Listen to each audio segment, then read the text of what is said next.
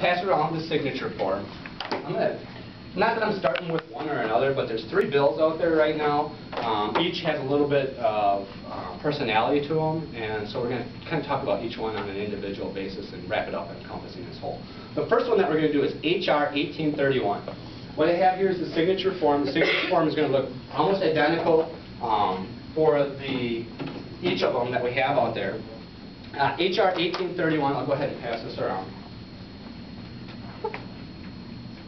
And again, what we have on the top of the form is we know who your senators are. We don't know who your congressional representative is.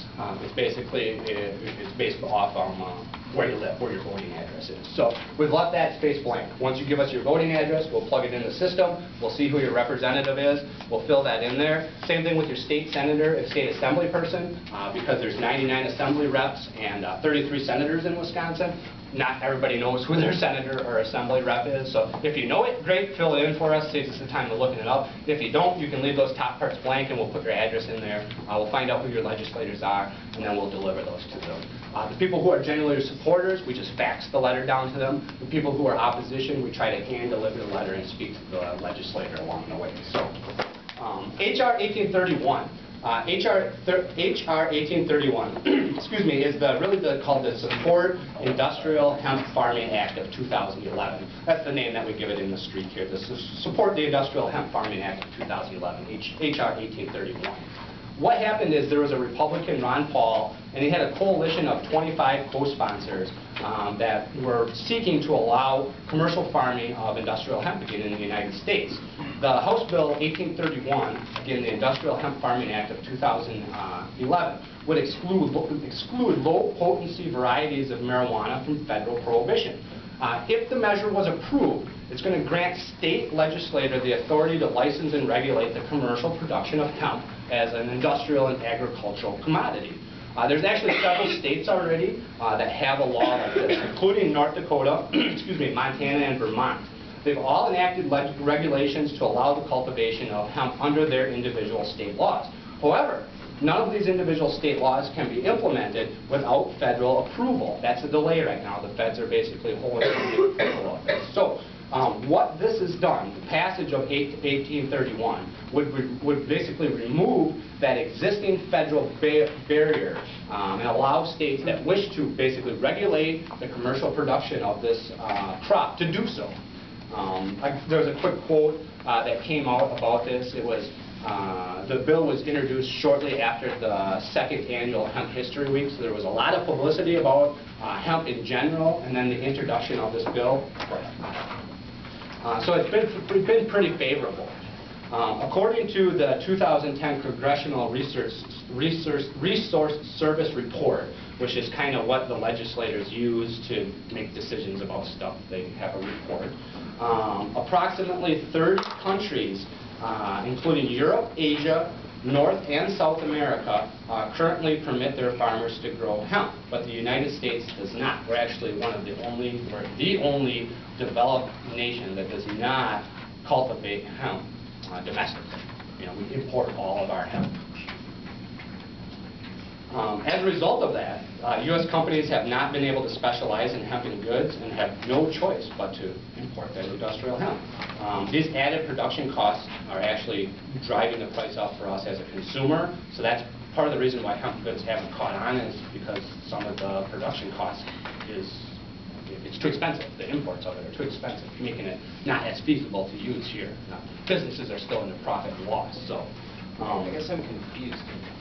We can import it, but we can't manufacture it ourselves. We can manufacture it. We just can't grow the plant here or have live seed stock in the United States. So we can take a plant that's grown in Canada, chop it down, and import raw fiber in the United States. That's not a problem.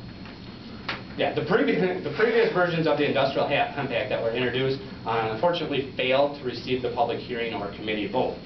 So it was one of those things where it was introduced, but it got stuck, never went anywhere. So this is one where H.R. 1831 definitely is a jobs bill. You know, hemp is a jobs bill. We see that. So what we need to do is sign these signature forms, make people aware, and contact our legislators. Again, these are congressional bills, but we spilled over into the state level because there's not active state legislation right now. Tammy Baldwin, there was a Wisconsin representative, I believe, who did sign on to this industrial hemp bill. So yeah, I believe there was one in Wisconsin there. So nonetheless, we do need the other 7 to step up to the plate and do it. So any questions about Industrial Hemp Farming Act of 1831? Or not of 1831, HR 1831. That's like the most ridiculous thing I've ever heard. I really don't know about hemp. Yeah, yeah.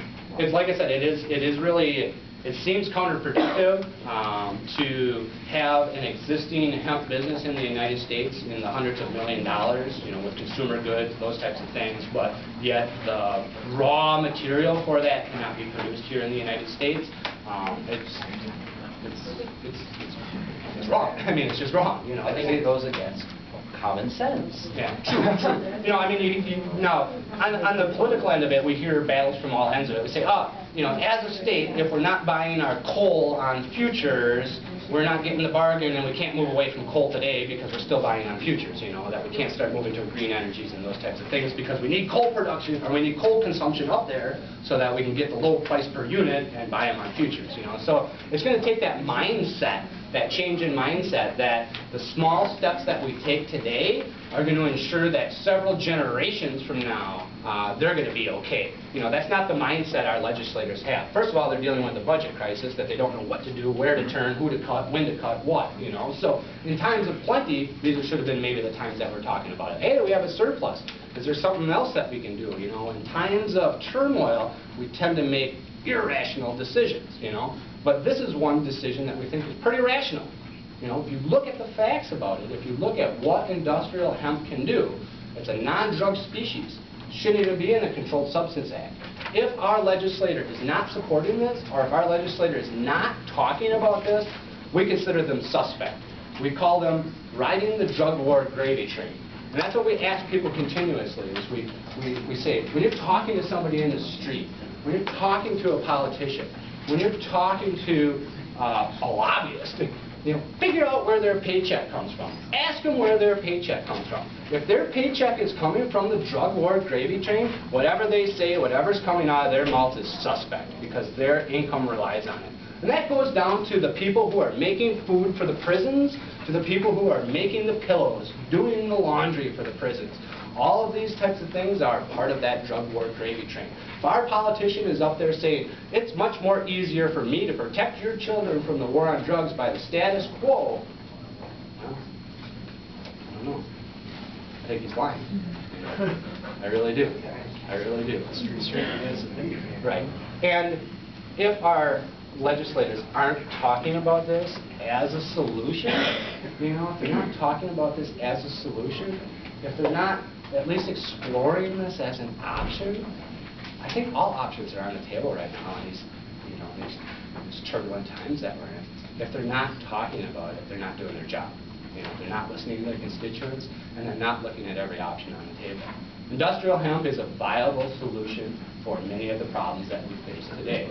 Our food crisis, rather than rely on the almighty kernel of corn and trying to squeeze every last thing we can out of that, we need to take a different approach.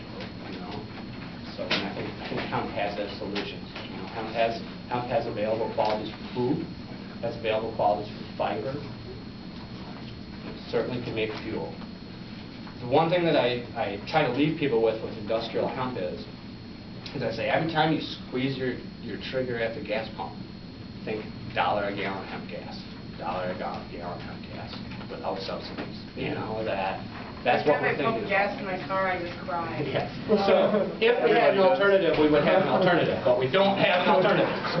All right, on to the next piece of legislation, which is somewhat important. It may not seem important for Wisconsin because we don't have a current medical marijuana law in force, but it is kind of a current piece or important piece of legislation.